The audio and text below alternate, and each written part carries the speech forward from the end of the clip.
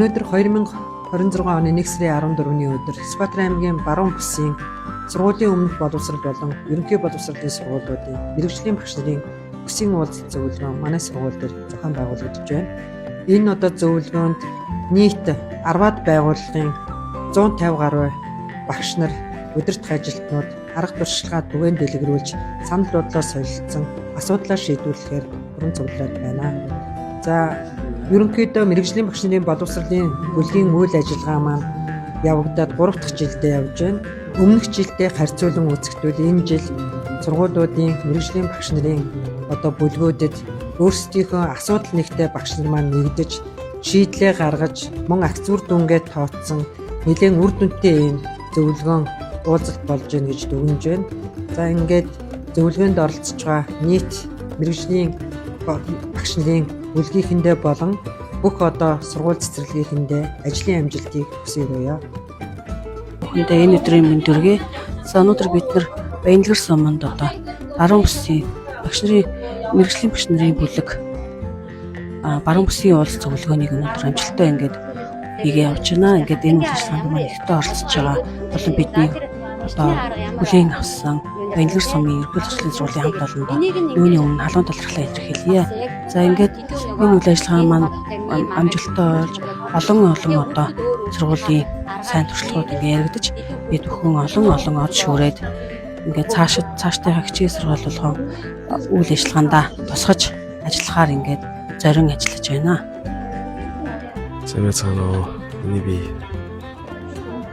Баянлагэр сумын ерөнхий зуршлын сургуулийн хүчин багш анхны жилдээ одоо ажиллаж байгаа. Ингээд мэргэжлийн багш нарын бүлгийн уулзалтанд анх удаа оролцож байна. Одоо бас багш нараасаа суралцсан бас маш сайхан үйл ажиллагаа болт юм байна. Тэгээд эндээс одоо басан арга туршлага одоо бас өөрийнхөө ажил хэрэгт одоо бас зөвшөөрлөн одоо ингэж явахыг одоо бас хичээх болоо гэж. За сайн байна уу? За өнөөдөр Баруун бүсийн мэргэжлийн багш нарын бүлгийн туршилт солих үйл ажиллагаанд миний би анх удаа оролцож байна. За ингээд энэхүү үйл ажиллагаанд оролцсоноор бусад багш нараасаа суралцаж, илүү их туршлага хуримтлуулж, цаашдаа өөрийн ажил мэргэжилдээ тусгаж авахд маш их үр дүнтэй уулзалтанд хамраглаа гэж миний би бодож байна. За тэгэхээр энэхүү өнөөдрийн үйл ажиллагааны үр дүн юу байсан бэ гэхээр ерөнхийдөө тулгамдж байгаа асуудлаа бид нар хамгийн оновчтой гаргаж ирэх хэрэгтэй юм байна. Тэгжээж багш хүүхдийн хоорондох харилцаа мөн тэдгээрийн үр дүн тийм ээ гаргаж байгаа асуудлын маань үр дүн бас нэгэн тодорхой гарч ирэх юм байна гэж миний би харсан. За мөн дээрэс нь өмнөх туршилт солих үйл ажиллагаанаас энэ жил ингээд бас тагсан төвшөнд байна гэдэг үгийг бас хэрэгжилтэнгүүд маань бас хэлсэн. Тэр нь бас бусад багш нар одоо миний хувьд маш их таатай санагдаа. Илүү их цаашдаа урам зоригтой ажиллах бас хүслийг маань төрүүлсэн. За тэгээд ажилдаа очоод мэргэжлийн багш нарын бүлэгтэйгээ хамтран маш олон тулгамдсан асуудлыг тийм ээ шийдэж үр дүнтэй ажиллах болно гэж бодож байна.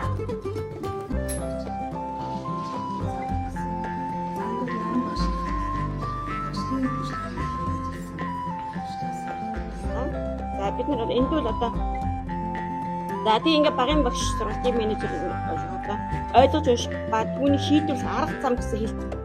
За сайн бацгаана уу. Манайх Баянлагэр сумын ерөнхий боловсролын сургуулийн тусгай хэрэгцээ хүүхдүүд зориулсан мэргэжлийн багш нарын хүчний бүлэг байгаа. Манай мэргэжлийн хүчний бүлэгний 10 багшийн бүрэлдэхүүнтэй. За яагаад энэ юуг мэргэжлийн бүлгээ байгуулахаар шийдсэн бэ гэнгүүт манай сургууль дээр бүсийн бэрхшээлтэй хүүхд 10 байдаг. За тэгээ энэ 10 хүүхд маань сургууль явж байгаа 6. За тэгээд энэ хүүхдүүдтэй хичээл ордог багш нар нийлээд одоо энэ хүүхдүүдэд заавал одоо нөгөө мэрэгжил одоо нөгөө ахиц хэрэгтэй юм байна гэсэн үгнээс мэрэгжлийн хөгжлийн бүлгээ байгуулсан байгаа.